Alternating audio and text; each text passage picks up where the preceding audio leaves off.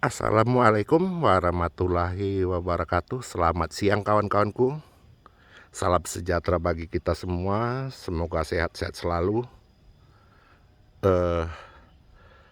Sekali ini tetap ya, sebulan sekali saya update yang super tembaga ini ya kan kawan. Yang saya tanam yang mulai dari bibit ukuran 40 cm, agar kedepannya tidak pangling ya, agar kedepannya tidak bisa dibilang hoax ya. Ini dia sekarang keadaannya pohonnya ya kan. Ini perawatan tetap sebenarnya mudah saja ya kan ya. Saya tetap memupukkan 3 bulan sekali ya untuk kohe fermentasi. Kebetulan saya pakai BU8. Untuk pengendalian hamanya ini saya seminggu sekali ya kan ya. Sekali lagi saya sebutkan pada teman-teman apa sebab seminggu sekali. Itu biasanya sudah waktunya serangan hama itu 8 hari sekali ya. Biasa dalam waktu 5 hari itu kandungan-kandungan insektisida yang ada di daun ini udah hilang ya kan. Karena daun pun melakukan refusi ya. Kadang-kadang mereka mengeluarkan air yang berlebih pada pohonnya. Nah, di situ yang membuat luntur insektisida ya. Jadi untuk durasi waktunya yang tepat seminggu sekali seperti itu. Dan banyak juga kawan yang menanyakan cat ya, cat seperti ini. Ini pengecetan tidak memakai waktu, tidak 3 bulan sekali. Ya, pengecetan dilakukan apabila sudah seperti ini. Ini contoh. Nih ya. Nah, sekarang lihat nih ya. Ini menandakan batang ini sudah membesar. Jadi terkadang hanya 2 bulan dia sudah rata-rata seperti ini, perlu dicat kembali. Ini udah luntur ya. Untuk pengecetan sendiri, cari cat kapur atau cat air yang paling murah. Semakin murah semakin bagus. Apa sebab? Karena bila ada binatang yang naik sini, dia cepat luntur ya. Jadi lengket di binatang itu, penggerek maupun ulat maupun rayap, dan lengket di batangnya beserta insektisida. Makanya mereka tidak mampu ya. Nah ini contoh nih. Nah ini perlu dicet. Untuk pengecatan sendiri, jika pohon sudah sebesar ini ya, nih perhatikan ya. Nih tingginya udah lebih dari 3 meter ya, hampir mencapai 4 meter. Nah, untuk 1 kilo cat saya berikan setengah botol. Berarti ya, ukuran botolnya 100 mili ya, decis. Berarti saya berikan 50 mili per 1 kilo cat. Diaduk merata, campur air sedikit biar tidak encer dan tidak kental. Lalu lakukan pengecetan. Seperti itu ya kan kawan ya. Kedua, kita bahas mengenai penanganan insektisida. Sebab seminggu sekali. Nah ini contoh ya, mulus ya daun-daunnya, tidak ada bolong dan tidak ada apa-apa ya, mulus ya. Apabila lewat dari 1 minggu akan ada kutu putih. Hama kutu putih menyerang seperti ini daunnya nih ya. Jadi dia serangnya terubus, lalu terubus itu menjadi daun akan seperti ini. Nah ini ya, ini bukan akar ya kan. Ingat ya, ini bukan akar, ini hama kutu putih. Biasanya hama kutu putih itu menyerang pada terubus-terubus yang seperti ini. Nah nanti kita periksa sana ya, kita cari contohnya. Pada terubus seperti ini mereka sangat senang ya menyerang ini. Untuk kawan-kawan Malaysia, kutu putih itu apa ya, di Indonesia bilangnya kutu kebul ya, kutu kebul. Jika sudah terserang itu, untuk menanganinya saya biasanya pakai air baking soda dicampur dengan air buah bintaro. Tapi buat teman-teman yang mau cari praktis, bisa juga dengan cara decis campur kurakon dan perekatnya agak ditinggikan, agak dibanyakan. Apa sebab? Karena mereka mempunyai semacam pelindung ya, mempunyai semacam pelindung pada dirinya. Jadi jika perekatnya tidak bagus, terlalu encer atau tidak banyak, tidak akan lengket ya di badan mereka. Itu sebabnya mereka kebal. Banyak kasus pada teman-teman, dia bilang sudah disemprot tapi tidak mati. Ya menurut saya karena itu ya, perekatnya ya kuncinya. Saya biasa memakai perekat merek Ronstick. Nih contoh bekas serangan kutu kebul ya. Ini juga ya kan ya.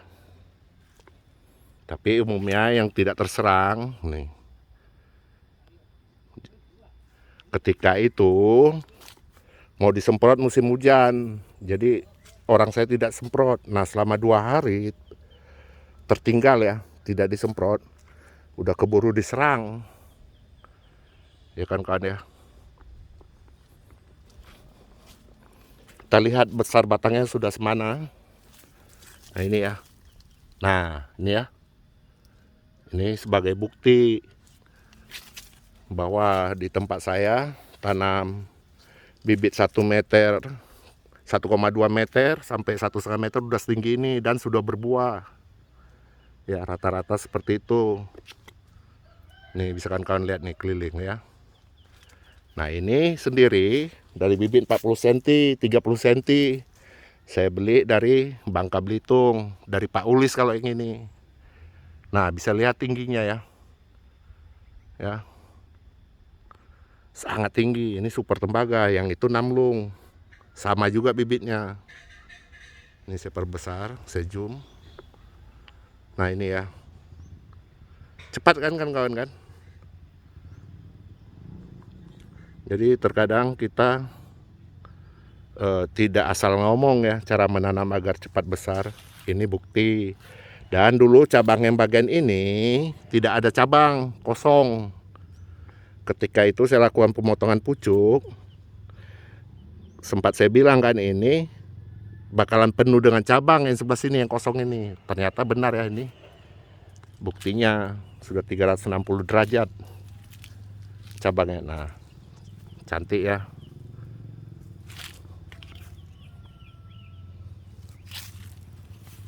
Bisa dilihat terubusnya ini tidak pernah berhenti. Ya.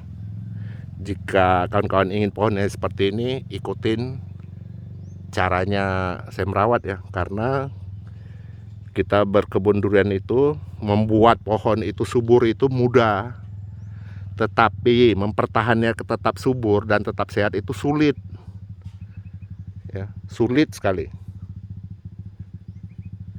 Oke, kita bicara sekarang mengenai pembentukan cabang. Ini diikat di tengah sini ya, yang seperti pernah saya bilang yang sebelum-sebelumnya.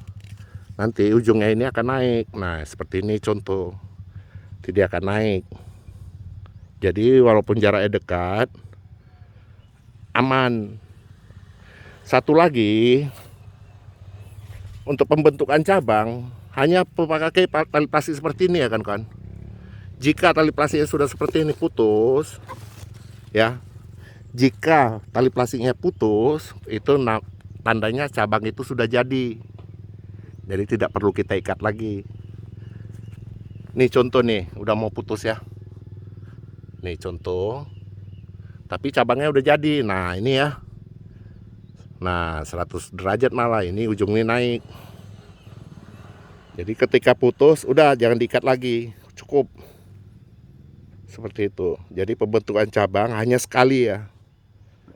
Suatu dia kecil hanya sekali, ikat aja pakai tali plastik, jangan dibelah ya tali plastiknya yang seutuhnya. Kemudian setelah diikat udah biarkan aja kan, tinggal digulung-gulung kalau dia udah kendur talinya. Dan jika tali putus jangan diikat lagi, udah berarti itu saya jamin sudah jadi. Ini contoh nih udah nggak diikat lagi nih. Nah ya, nih udah jadi cabangnya. Seperti itu ya kawan-kawan ya. Dan ini tali yang udah mencekek, sepertinya orang saya lupa ini memutuskan ini. Ini wajib, jika tidak ini, nah seperti ini cabangnya cacat ya, kena ikat. Oh udah putus. Nah ini cacat ya jika tidak dilepas. Hati-hati ya kawan-kawan ya. Jika tidak dilepas cacat nanti gampang patah kena angin. Kita lihat dari jauh ya seperti apa pohon ini. Nah ini ada tinggi ya. Ini umur tanam belum sampai 2 tahun. Ya dari bibit 30 cm awalnya. Dari Pak Ulis 40 cm lah kita bilang. Sekarang bisa dilihat ini ya. Tingginya. Hampir mencapai 4 meter. Cara pruning bisa kawan-kawan lihat ya. Daunnya lebat ya. Ya, jadi pruning itu sekedar aja paling bawah dibuang. Dulu pernah saya bikin vlog. Cara pruning paling bawah saya buang. Ada yang mengatai saya bodoh. Cabang kenapa dibuang lah? Cabang bawah dibuang, dia pohon pertumbuhannya atas ya kawan-kawan ya. Makin lama makin ke atas, bukan dari bawah sini dia naik pohonnya, bukan ya. Naik pun hanya sekedarnya sedikit. Tidak pengaruh. Untuk pembuktian, nah ini ya. Ini bekas cabang yang saya potong dulu. Nah, ini bisa dilihat ya. Kelihatannya kan. Ini. Jadi tidak naik kan? Jika tidak dipotong bukannya ini dari bawah sini naik pohonnya gitu. Cabangnya nanti naik sendiri. Bukan. Pertumbuhannya atas. Tuh. Itu makin lama makin tinggi. Bukan dari bawah naik ke atas. Seperti itu teman-teman. Oke, kita lihat yang namlung. Agar tidak pangling, agar tidak lupa ya. Untuk teman-teman yang baru melihat tanaman ini, silakan lihat tanaman awalnya ini ya. Nah ini kayu ini ya tandanya 2. Nih. Ini tanda awal penanaman ya. Jadi tidak bisa dibohong. Ya. Terubusnya pun sangat banyak ya. Nah seperti ini tingginya. Nah sangat signifikan kan. Ini namlung. Untuk batangnya sendiri, ini kita lihat. Nah ini ya. Catnya seperti ini udah bisa dicat kembali. Ini besar batangnya. Ini besar cabangnya. Ini besar cabangnya. Ya. Jika teman-teman ingin seperti ini, ikuti cara saya. Ini sama juga bibitnya 30 cm sampai 40 cm. Ketika itu lakukan potong pucuk sudah 2 kali, pemupukan 3 bulan sekali dengan kohe fermentasi. Kebetulan saya memakai BU8. Untuk garam kasarnya sendiri setiap 1,5 bulan sekali. Pohon segini saya berikan 2 genggam aja cukup. Ya, itu juga ya. Ini yang tadi super tembaga. Nah ini dia super tembaga, kita lihat jauh, cakep ya. Ini sama garam pun 1,5 bulan sekali.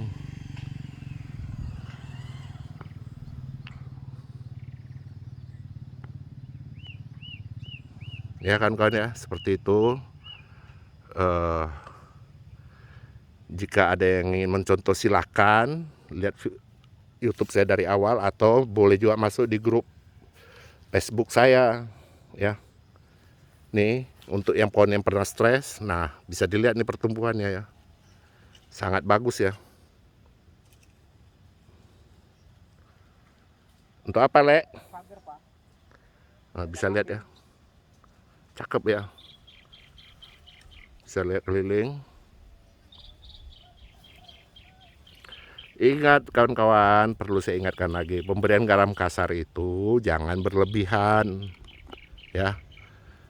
Jangan berlebihan, karena garam kasar itu bukan pupuk utama.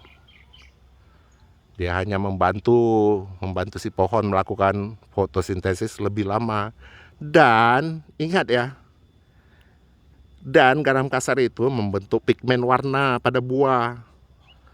Percaya atau tidak, silakan kawan-kawan lihat review buah saya, terutama yang musangking. Warnanya pun bukan kuning gold, tetapi kuning oranye. Ya, seperti itu. Doa saya semoga teman-teman pun berhasil. Tidak perlu mengikuti 100% cara saya. Jika teman-teman udah ketemu caranya, aplikasikan aja sendiri. Pesan saya, rawatlah tanah, bikin dia tetap sehat, bikin tetap menyerap air, agar kita berkebun bisa mencapai puluhan tahun lamanya. Tetap semangat ya kawan-kawan ya. Doa saya semoga kawan-kawan pun ikut berhasil. Sampai di sini dulu.